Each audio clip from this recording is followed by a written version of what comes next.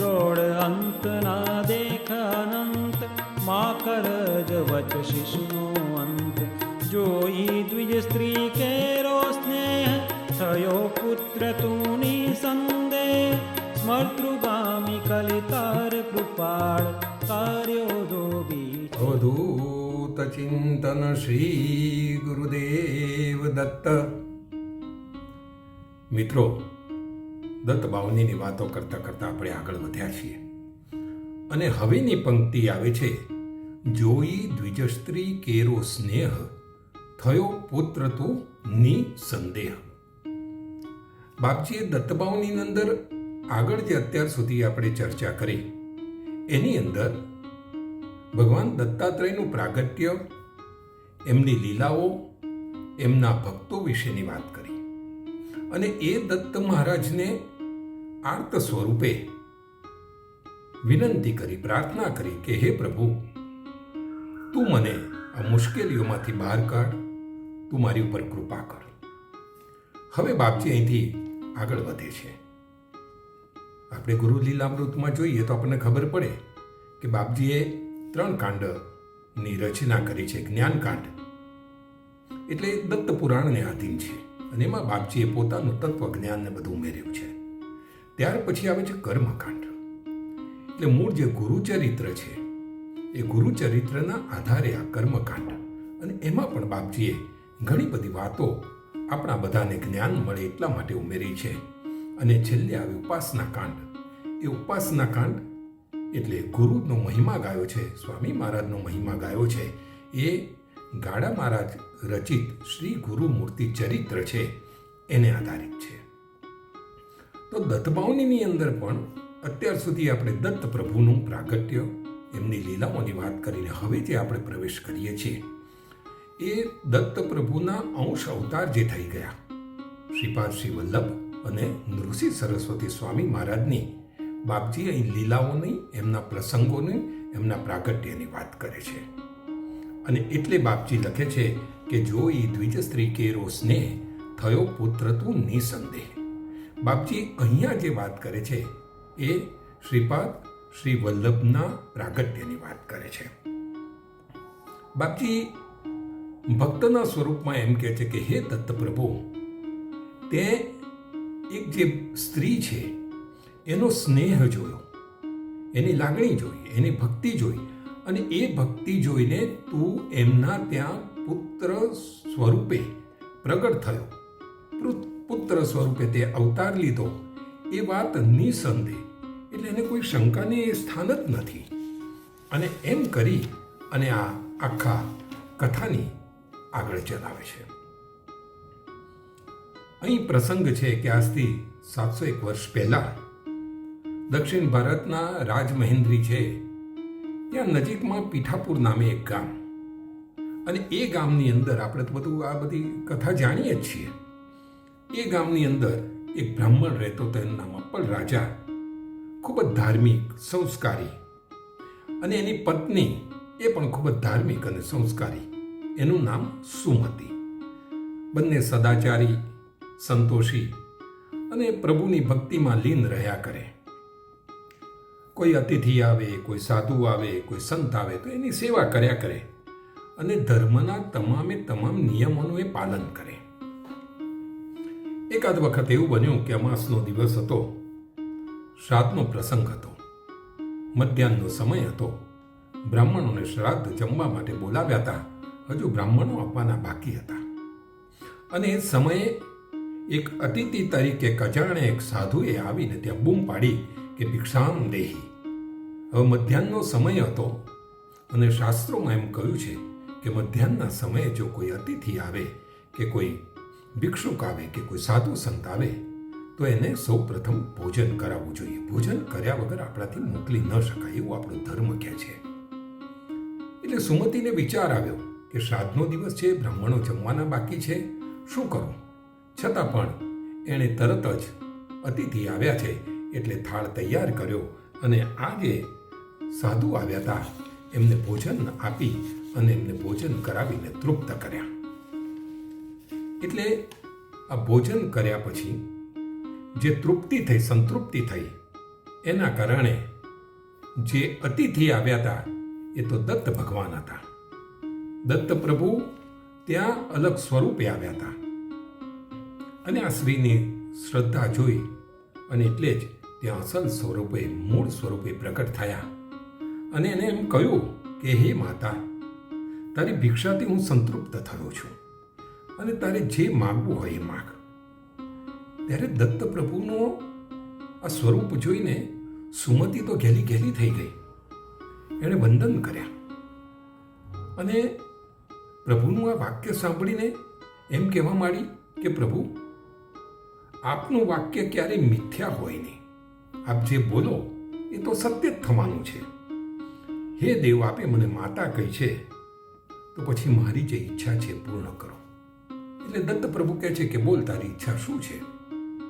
ત્યારે સુમતિ એમ કહે છે કે હે પ્રભુ, મારે જે સંતાન ઘણા થયા પણ એ મૃત્યુ પામ્યા અને અત્યારે મારે 2 સંતાન છે, પણ એ બંને સંતાનમાં એક આંધળો છે અને એક લંગડો છે.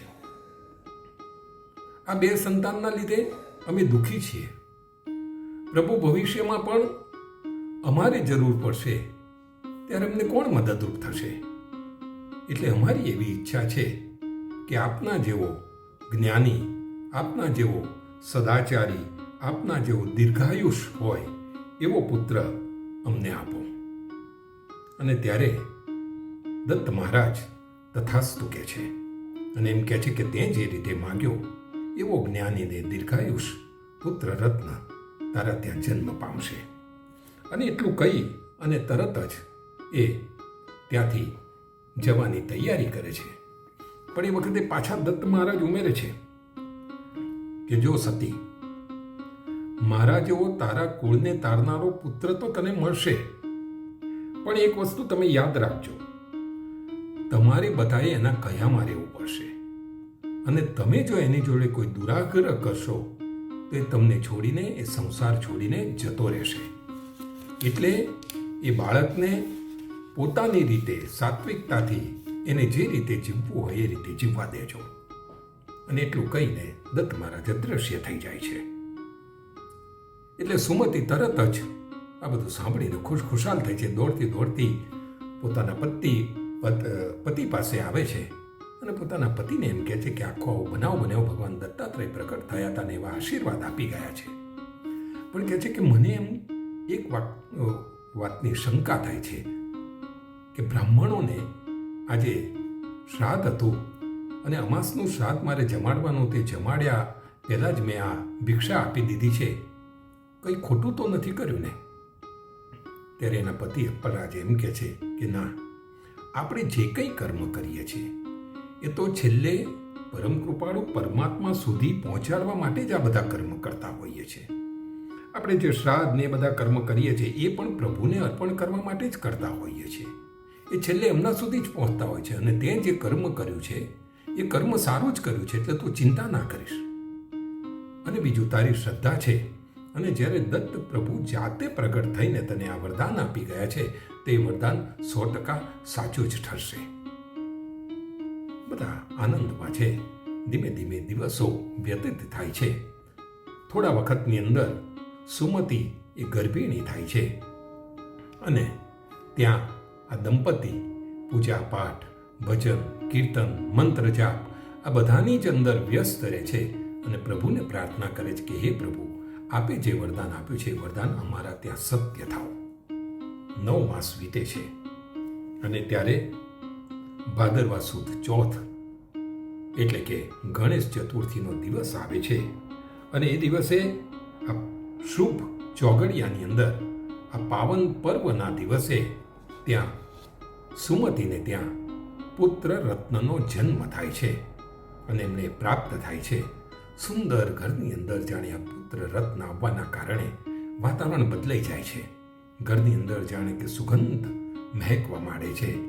સુંદર વિચારોના સુંદર આંદોલનો જાણે ફરતા હોય એમ લાગવા માંડે છે અને સાત્વિકતા આખા ઘરની અંદર ફેલાઈ જાય છે.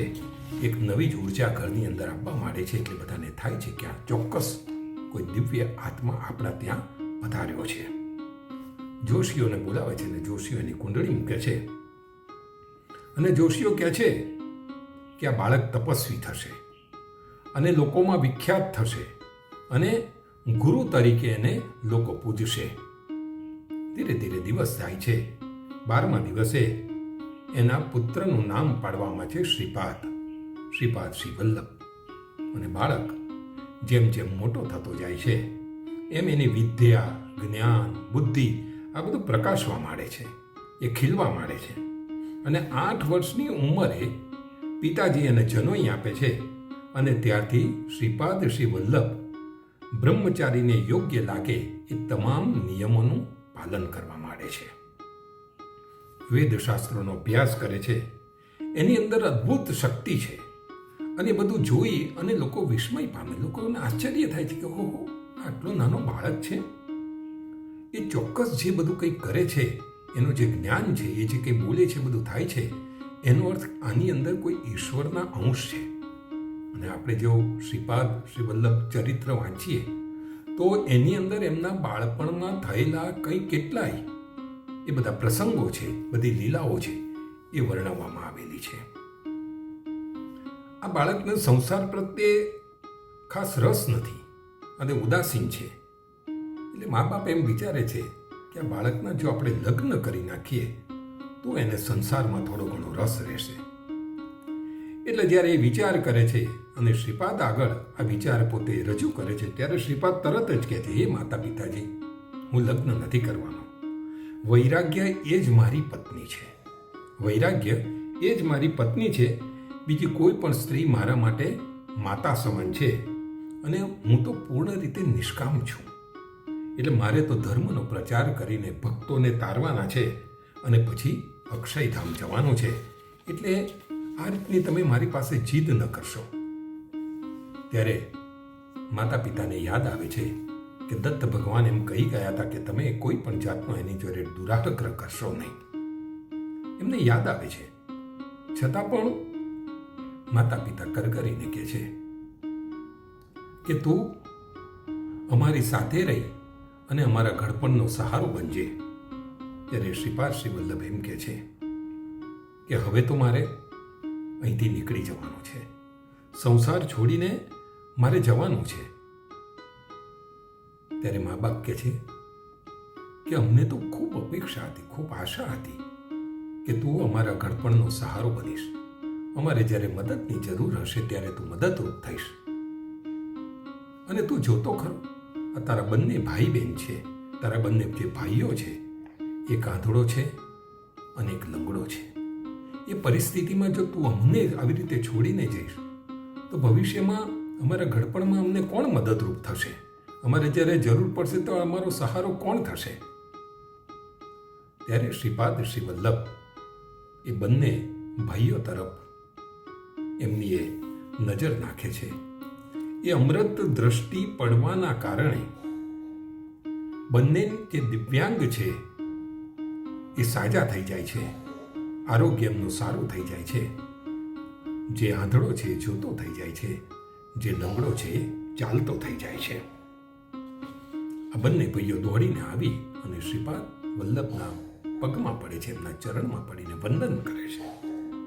અને ત્યારે શ્રીપાદ શ્રી વલ્લભ એ બંને ભાઈઓને સુખી થવા માટે આશીર્વાદ આપે છે અને કહે છે કે મા બાપની સેવા કરજો. અને ત્યાં મા બાપને એમ કહે છે કે આ બંને ભાઈઓ તમારી ભવિષ્યમાં સેવા કરશે.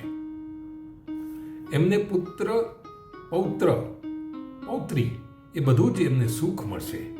100 વર્ષને જીવન વ્યતીત કરશે અને અખંડ લક્ષ્મી આ ઘરમાં રહેશે. આ ઘરની કીર્તિ હંમેશા વધ્યા કરશે. અને જુઓ ને, એમ કહી ગયા કે કીર્તિ વધ્યા કરશે. આજે આટલા વર્ષો પછી પણ એ ઘરની, એ પરિવારની કીર્તિ એ આ અંશ અવતાર શ્રીપાદ શ્રી વલ્લભના લીધે એવી થઈ કે આજે પણ આપણે બેસી અને એમની વાતો કરતા આનંદની લાગણી અનુભવીએ છીએ. અને ત્યારે એ માને પગે લાગે છે, વંદન કરે છે કે માં, આપ આજ્ઞા આપો અને આપ આજ્ઞા આપો તો મારે હવે જવું છે અને સાધુ સંતો દીક્ષા લેવા માટે મારી રાહ જોઈ રહ્યા છે. અને એમ કહીને માતાને પગે લાગીને શ્રીપાદ પ્રભુ નીકળી ગયા છે. અને ત્યાંથી નીકળીને અદૃશ્ય થયા છે અને કાશીની અંદર ત્યાં પ્રગટ થયા છે. કાશીમાં રહીને જ્ઞાન મેળવે છે. ત્યાંથી બદ્રિકાશ્રમ તીર્થમાં જાય છે. બદ્રિકાશ્રમ ગયા પછી ત્યાંથી એ મહાબળેશ્વર આવે છે. મહાબળેશ્વરમાં 3 વર્ષ જેટલો વાસ કરે છે. ત્યાંથી શ્રી પર્વત થઈ અને કુરવપુરમાં આવે છે. કુરવપુર તો આપણે ઘણા બધાએ દર્શન પણ કર્યા હશે, ઘણા બધા ગયા પણ હશે. એટલે કુરવપુરની અંદર જ્યાં કૃષ્ણા નદી ચારે બાજુએ ફેલાયેલી છે, એનો પુણ્ય પ્રવાહ જ્યાં વહી રહ્યો છે, કુદરતી સૌંદર્ય છે અને યોગ સાધના માટેનું જે અનુકૂળ સ્થાન છે, ત્યાં શ્રીપાદ શ્રી વલ્લભ ત્યાં રોકાય છે અને ત્યાં કેટલાય ભક્તોને તારે છે અને ત્યાં કેટલીય લીલાઓ કરે છે. આ શ્રીપાદ શ્રી વલ્લભની અહીંયા બાપજી વાત કરે છે. આપણે જ્યારે આ વાત કરીએ ત્યારે એમાંથી પણ ઘણી બધી બિટવીન ધ લાઇન્સ આપણને કંઈક આદેશ મળતો હોય એમ લાગે. પહેલી વાત તો કેટલીક સમજવાની પણ છે કે આજના સમયની અંદર કેટલીય છેતરપિંડીને દુતારા વધી ગયા છે. એવા સંજોગોમાં આ શ્રદ્ધાની વાતને આપણે અંધશ્રદ્ધાથી ન જોઈએ. કારણ કે આજે આપણે રોજ સમાચારમાં જોતા હોય તો આવતું હોય કે સાધુના વેશમાં આવી અને એકલતાનો લાભ લઈ અને સાધુ આવ્યા, ભોજન માગે, મધ્યાહન સમયે માગે, ભોજન માગે અને પેલા બેન ક્યાંક ભોજન આપવા જાય તો એમને હિપ્નોટાઇઝ કરી દે. સોનાના દાગીના હોય તો એકના ડબલ કરી આપે, એમ કરીને હિપ્નોટાઇઝ કરીને લૂંટીને જતા રહે, ઘરમાંથી ચોરી કરીને જતા રહે. આવા પ્રસંગો બનતા હોય તો એને આપણે આ વાતને અંધશ્રદ્ધાથી ન જોઈએ. પણ આજના બદલાતા જમાનાની અંદર અન્નદાન એ સૌથી મોટું દાન છે અને એના કારણે આપણને એમ થતું હોય તો જ્યાં અન્ન ક્ષેત્રો ચાલતા હોય ત્યાં જઈને આપણે દાન આપીએ કે ખરેખર જરૂરિયાતમંદ છે કે જેને ભોજન કે પ્રસાદની જરૂર છે. આપણે ધારો કે નારેશ્વર જેવા સ્થાન છે કે ગરુડેશ્વર જેવા સ્થાન કે કેટલાય સ્થાનો છે, કેટલી સંસ્થાઓ છે કે એ સંસ્થાઓની અંદર જો આપણે અન્નદાન આપીએ તો પણ એ અન્નદાન આપણા સાચા સાધુ સુધી કે સાચી વ્યક્તિ સુધી પહોંચે અને એની આંતરડી જો ઠારશે તો ચોક્કસ એના આપણને આશીર્વાદ મળે અને આપણા જીવનમાં કંઈ ને કંઈ સારો પ્રસંગ બને, આપણને સારા વરદાન મળે. બીજી તરફ જે અહીંયા જે વાત કરી છે કે જે દ્રષ્ટિથી એમાં એમ જે અહીંયા આપણે જે વાત કરી કે પોતાના જે ભાઈઓ તરફ શ્રીપાદ શ્રી વલ્લભ એ પોતાની દિવ્ય દ્રષ્ટિથી એમની તરફ નજર નાખે છે અને નજર નાખતાની સાથે જ એ અમૃત દ્રષ્ટિ એની ઉપરથી પડવાની સાથે જ એમના ભાઈઓ જે દિવ્યાંગ છે એ સાજા થઈ જાય છે. એને જો આપણે આજના સંદર્ભમાં જોઈએ, આજના સંદર્ભમાં વિચારીએ તો જ્યારે 3-4 ભાઈ બહેનો હોય અને એ પૈકીનો કોઈ એક ભાઈ કે એક બહેન સક્ષમ હોય શારીરિક રીતે, આર્થિક રીતે, સામાજિક રીતે અને પોતાના ધારો કે ભાઈ બંધુઓ કોઈ સક્ષમ ન હોય, અક્ષમ હોય, શારીરિક રીતે દિવ્યાંગ હોય, કદાચ ભણવામાં એને તકલીફ પડતી હોય, નોકરી ન મળતી હોય, તો આ અમૃત દ્રષ્ટિ એટલે આપણે ગુરુ મહારાજે કે આપણે ભગવાને આપેલા જે આપણને સંસ્કાર છે એ સંસ્કાર આપણામાં જાગૃત થાય અને આપણે એમને આર્થિક મદદ કરીએ, આરોગ્ય માટે મદદ કરીએ, જ્ઞાન માટે મદદ કરીએ, ક્યાંક એમને ધંધો રોજગાર આપીને બેઠા કરવા માટે મદદ કરીએ તો એ બેઠા થાય અને આપણા મા બાપની અને આપણા પરિવારની સેવા કરે. એ આજના સમયમાં અમૃત દ્રષ્ટિ એ આને પણ કહી શકાય એવું મારું માનવું છે. બાપજીએ ખૂબ સુંદર વાત શ્રીપાદ શ્રી વલ્લભની લખી છે. શ્રીપાદ શ્રી વલ્લભનું ચરિત્રના પારાયણો પણ આપણે ઘણા બધા કરતા હોય છે, એમાં ઘણી બધી વાતો આવતી હોય છે. એને પણ આપણે વાંચીએ તો ખૂબ આનંદ આવે એવું હોય છે. તો આજે આપણે આટલી વાત કરીશું અને આગળ વધતા વધતા જે કંઈ બાપજીએ લીલાઓ લખી છે એ લીલાઓનું ગાન કરી અને આગળ વધીશું. આપ સર્વેને મારા ગુરુદેવ દત્ત, ગુરુદેવ દત્ત, ગુરુદેવ દત્ત. નર્મદે હર. મિત્રો, ભગવાન દત્તાત્રેય અને એમના અંશ અવતાર એવા સંતો યોગીઓની લીલાઓ રજૂ કરતી આ ચેનલને આપ લાઈક કરો, શેર કરો અને સબસ્ક્રાઈબ કરો. વધુમાં વધુ ભક્તો સુધી આપણી આ વાત પહોંચે એ માટે આપ બધાને જાગૃત કરો. બધાને મારા ગુરુદેવ દત્ત. વેદ શ્વાસ તારા નિર્ધાર થાકે વર્ણવતા જ્યાં શેષ કોણ રાખું પંકૃતવેશ અનુભવ તૃપ્તિનો ઉદ્ગાર સુણી હશે તે ખાશે માર તપસી તત્વમસી